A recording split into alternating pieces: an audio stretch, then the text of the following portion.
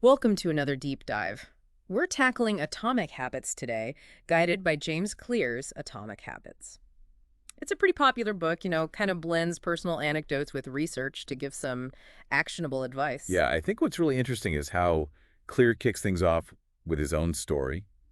It's a real testament to how powerful small changes can be. Oh, right, the baseball injury was. Exactly, yeah. Yeah. I mean, it was serious, broken nose, facial fractures, the whole nine yards. Wow. It really forced him to, completely rethink his whole approach to recovery and, I guess, life in general. Yeah, I can imagine starting from scratch like that must have been incredibly daunting. So how did he use that experience to develop his ideas about atomic habits? So it's a perfect example of necessity being the mother of invention, right? Hmm. Faced with this long and challenging recovery, Clear realized he couldn't control everything, but he could control his effort, his consistency. So instead of, focusing on these big, overwhelming goals, he started making tiny improvements each day. So instead of aiming for a home run, he was focused on just getting on base. Exactly.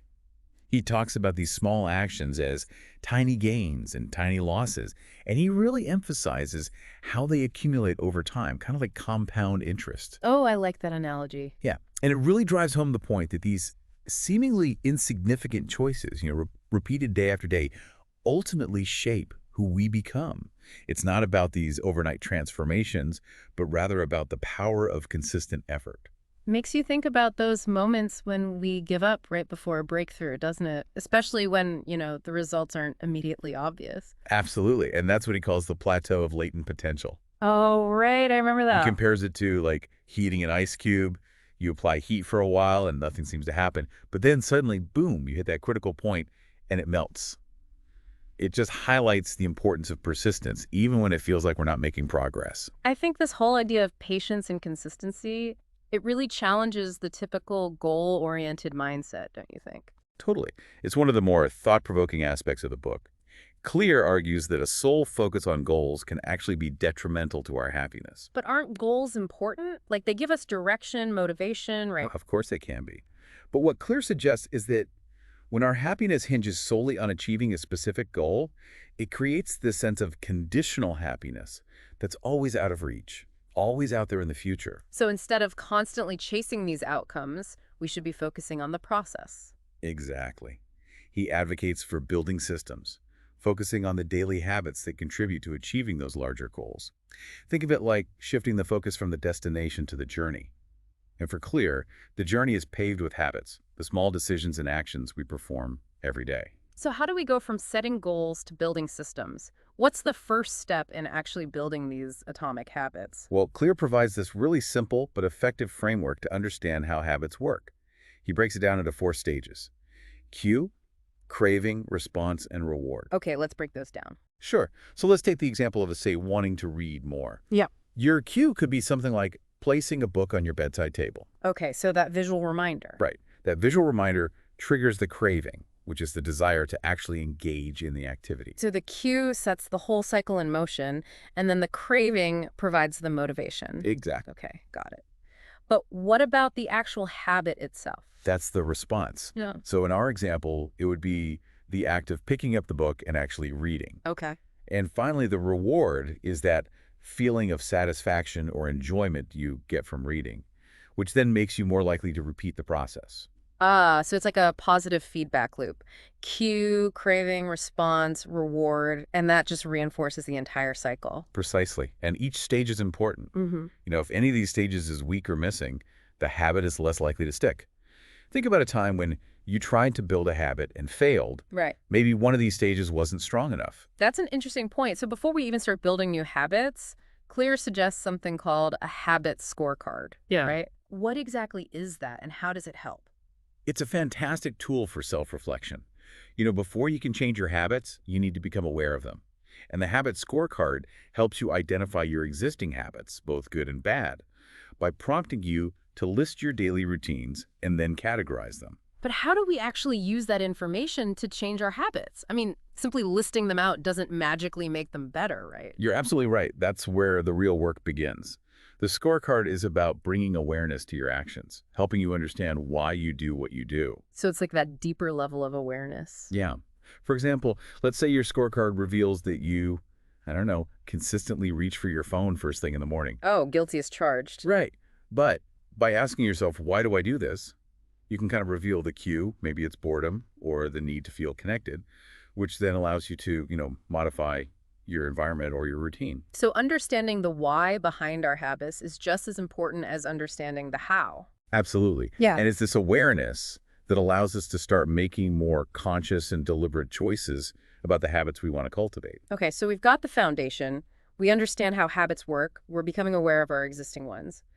Where do we go from here? Like, how do we actually start building those positive habits? Well, this is where the power of environment design comes into play. And it's a concept Clear dives into extensively. He argues that context plays a huge role in shaping our behaviors. Yeah, he uses some great examples to illustrate this, like how people automatically whisper in a library or feel uneasy walking down a dark alley. It shows how our surroundings influence our actions without us even realizing it, you know? Exactly. And he connects this idea to Lewin's equation, which basically proposes that behavior is a function of both the person and their environment. So it's not just about willpower or self-discipline. Our surroundings have a significant impact on our habits. So how do we actually apply this to our own lives? How can we, like, design our environment to support good habits? Well, Clear offers this great example from the Massachusetts General Hospital cafeteria. Okay. They found that simply rearranging the food choices led to a significant increase in water consumption among staff. By making the water more visible and accessible, they basically nudged people towards a healthier choice. Wow, it's fascinating how such a subtle change can have such a big impact. Absolutely. And that's what environment design is all about. Creating an environment where good habits are the easy choice. So, what are some practical takeaways for our listeners? How can they apply this to their own lives? Well, one powerful strategy is creating dedicated spaces for specific activities. Having a designated workspace can really help you focus, while removing temptations from your environment, like keeping unhealthy snacks out of sight, can make it easier to resist. It's like setting yourself up for success by removing obstacles and making good choices the path of least resistance. Exactly. And it doesn't have to be a complete overhaul. Even small tweaks can make a big difference. Okay, so we've talked about optimizing our surroundings to support our goals, but what about the people around us? Like, how do our social circles influence our habits? That's a great question, and it brings us to the power of social norms. We're social creatures, and we naturally look to others for cues on how to behave. Oh, absolutely. And Clear points out that we tend to imitate the habits of three groups. Hmm. Those closest to us, like family and friends, the larger groups or tribes we belong to, and those we perceive as powerful or influential. It makes me think of that classic example of peer pressure, both positive and negative. Exactly. And he uses a really fascinating example, the Polgar sisters. Have you heard of them? I'm not sure. They were raised to be chess prodigies. Their father intentionally created an environment where chess was a central part of their lives, surrounding them with chess books, tournaments, other players. And all three sisters went on to become incredibly successful chess players. Wow. So their environment was deliberately shaped to support their development in chess, and they kind of internalized those values and behaviors. Precisely. It's a powerful example of how social norms can influence what we believe is possible and shape our actions accordingly. But it's not just about positive influence, right? Right. Our social circles Yeah. can also expose us to bad habits. Yeah, unfortunately, bad habits can be just as contagious as good ones. Like, think about how smoking often starts with friends. It becomes normalized within a group, and the behavior spreads. Exactly. And this is where, being mindful of our social circles and understanding the cues that trigger certain behaviors becomes really crucial. Even reframing those cues can be helpful. Like, for example, associating smoking not with relaxation or social connection, but with its negative health and financial consequences. It sounds like we have more control over our habits than we often realize. By understanding these different elements, the cues, the rewards, the social influences, we can start making more deliberate choices about the behaviors we want to cultivate. Absolutely. It's not about being a victim of our circumstances, but rather becoming the architect of our habits and ultimately our lives. This has been an incredibly insightful exploration so far. We've covered so much ground, from the mechanics of habit formation to the power of environment and social influence, but I'm sure there's even more to uncover. Oh, definitely. We've only just begun to scratch the surface of what makes habits stick Yeah. and how we can leverage that knowledge to create lasting change. Well, we'll have to dive deeper into those strategies in the next part of our deep dive. But for now, let's take a moment to reflect on what we've learned so far. So we've been really dissecting the mechanics of habits, but there's a crucial piece missing, right? Yeah. It's one thing to understand how habits work, but quite another to actually make them stick. Right, and that's where the idea of making habits satisfying comes in. Yeah. Clear dedicates a whole chapter to this concept, highlighting the importance of immediate rewards. Yeah. Our brains are wired for instant gratification. So even though we know good habits have those, long-term benefits, our brains crave that immediate payoff. Exactly. It's what he calls the delayed return environment. Think about things like smoking or overeating, that immediate pleasure often outweighs those abstract future consequences. Right. So the challenge is how to work with our brain's wiring, not against it. So are you saying we should try to trick our brains into thinking long-term goals are actually immediate rewards? How do we even do that? It's more about aligning the two. Clear suggests finding ways to add a little immediate pleasure to good habits and a little immediate pain to bad ones. Okay, I like that. So it's kind of like training a dog with treats and timeouts. In a way, yeah. Yeah. He gives this great example of this couple who wanted to save for a trip to Europe. Okay. And every time they skipped eating out, they transferred $50 to this savings account specifically labeled Trip to Europe. Oh, clever. So that way the act of saving became immediately rewarding. Right. They get the double satisfaction of saving money and visualizing their dream trip. It's like turning a sacrifice into a mini celebration. Exactly. It's about making that reward tangible and immediate. Yeah. And then on the flip side, increasing the friction associated with bad habits makes them less appealing. Yeah, and that's where willpower comes in, right? Just forcing yourself to do the right thing. Willpower definitely plays a role, but it's not the only factor. Think about it like this. If you want to eat less junk food, just don't keep it in the house. Making it harder to engage in the bad habit makes you less likely to slip up. Right. It's like that old trick of putting your alarm clock across the room to force yourself out of bed. You're essentially manipulating your environment to support your desired behavior. Exactly. We're not just victims of our circumstances. We can actually, design our environment and our routines to make it easier to live the life we want. But I'm curious, have you ever experienced that feeling of getting stuck even when you're trying to cultivate good habits? Oh, absolutely. When that initial excitement kind of wears off? Yeah, it's like that New Year's resolution energy that just fizzles out by, February. What happens then? Do we just need more willpower? Not necessarily. Clear introduces something called the Goldilocks rule. It suggests that we're most motivated when we're working on tasks that are kind of on the edge of our current abilities. Oh, okay. Not too hard, not too easy. So finding that sweet spot, that challenge that keeps us engaged but doesn't, completely overwhelm us. Exactly. And this is actually where boredom becomes the biggest threat to success, not failure. As habits become routine, they can become less exciting, less intrinsically rewarding. This makes me think of those elite athletes who train day after day doing the same drills, How do they stay motivated when the novelty wears off? Well, Clear actually shares a story about a weightlifting coach who said, success often comes down to who can handle the boredom of training. Interesting. Doing the same lifts over and over, it's about developing a deep appreciation for the process.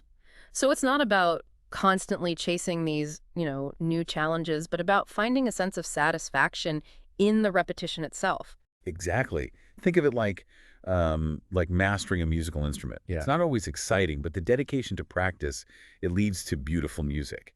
It's that love for the craft, Yeah. The process of getting better that keeps you going. I like that analogy. It's about, finding the joy in the journey, not just the destination. So we've talked about making habits satisfying and finding that Goldilocks zone of challenge, but what about, practical strategies for actually strengthening those habits? I'm thinking of things like habit tracking and accountability. Yeah, those are great points. Clear is a big proponent of habit tracking. It's a simple but powerful way to monitor your progress and stay motivated. It makes those tiny gains visible, which gives you a sense of accomplishment. But doesn't that risk becoming obsessive about data? Couldn't it take the joy out of the process if you're constantly measuring everything? That's a valid concern. It's about finding a balance. Tracking can provide helpful feedback, but it shouldn't become the sole focus. The key is to use it as a tool for self-awareness, not self-judgment. So it's more about noticing patterns in your behavior, not about beating yourself up if you miss a day. Exactly. And Clear also highlights the importance of accountability. Having a partner or a group to share your goals with can provide that extra push to stay committed. It's like having a cheerleader in your corner, someone to celebrate your wins with and offer support when you're struggling. Precisely. And it can make it harder to give up on your goals when you know someone else is invested in your success.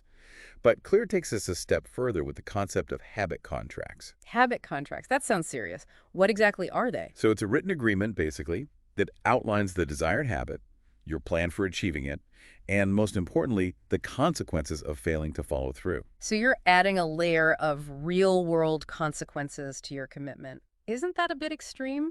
It might seem that way, but it can be incredibly effective for some people.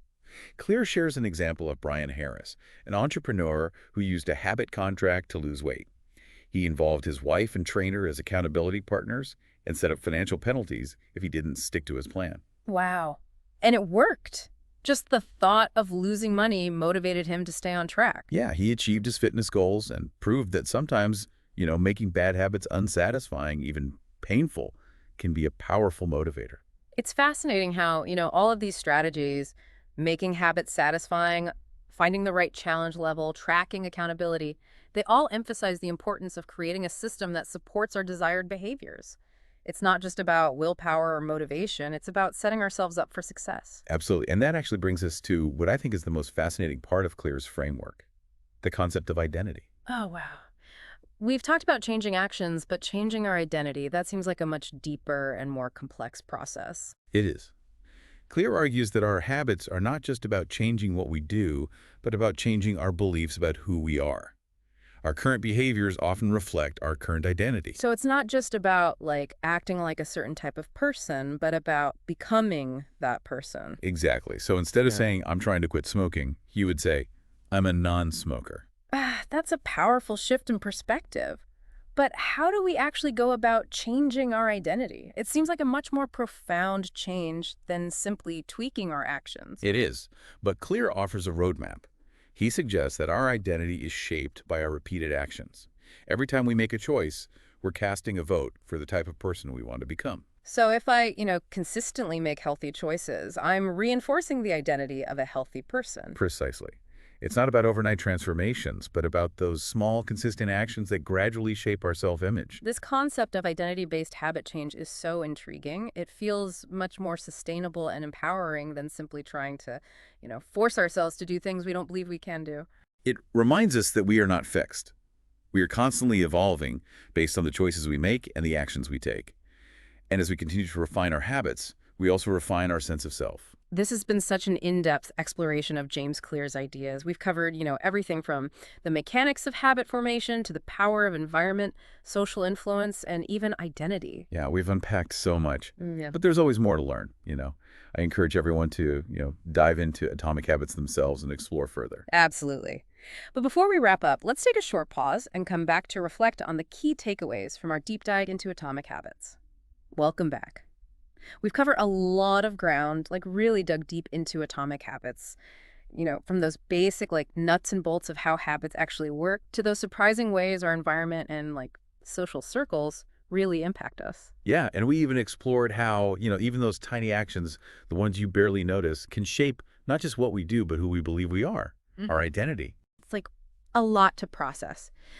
So as we wrap up here, what are some of those key takeaways that you think will be really helpful for our listener? The things that really stand out? Well, for me, one of the most powerful ideas is that, you don't need these massive sweeping changes to see big results. Clear is constantly emphasizing that power of tiny improvements, just consistently applied over time. It's building a wall brick by brick. Each one seems insignificant on its own, but eventually you've got a whole structure. Exactly. It's about building those systems, those daily routines that become the foundation for achieving those larger goals. Forget the quick fix. Embrace the power of the process. And it's a good reminder that change doesn't happen overnight, right? Right. It's Right. about showing up consistently, even when progress feels slow or invisible. Remember that ice cube analogy? Oh, yeah, definitely. It's about pushing past that plateau of latent potential and knowing that consistent effort will eventually lead to a breakthrough. It has to. So we've got the power of those small changes, the importance of systems, and the need for patience. But how do we actually put those ideas into action? What, like, tools or strategies did you find particularly useful?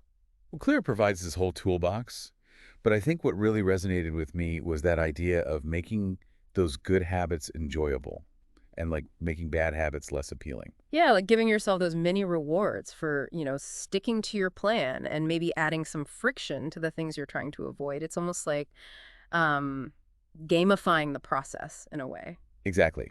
And there's something really empowering about understanding how your brain works and then using that knowledge to your advantage. And of course, we talk about habit tracking and accountability, which can give you that extra boost of motivation. It's about finding what works for you, Right. right? Yeah, Whether it's a simple habit tracker, an accountability partner, or even a full-blown habit contract. totally. Hmm. And I think ultimately it all comes back to that, fascinating concept of identity. Clear's idea that our habits shape who we believe we are. Yeah. I mean, that's incredibly profound. It's almost like working from the inside out. Instead of trying to change your actions to fit a goal, you kind of shift your identity to align with the person you want to become. Right. And those small, consistent actions become votes for that new identity, Yeah. gradually shaping your self-image over time. It's not about willpower. It's about becoming the kind of person who effortlessly embodies the habits you desire. Well, this has been an incredibly rich exploration of atomic habits. I'm sure our listener has, gleaned a ton of valuable insights. But as always, we want to leave them with something to, like, ponder, a thought to spark some further exploration. What final nugget of wisdom can you offer? Building on that idea of identity, I think a powerful question to consider is this. If you could like design your ideal self, that person you aspire to be, what habits would that person embody? What would their day look like? Hmm. That's a really great question to leave our listener with. It encourages them to, connect those practical strategies with a deeper vision of who they want to become. Absolutely. It's been a pleasure joining you for this deep dive. Keep learning, keep growing, and keep building those atomic habits. And remember, even the smallest actions, repeated consistently, can lead to extraordinary results. Thanks for listening.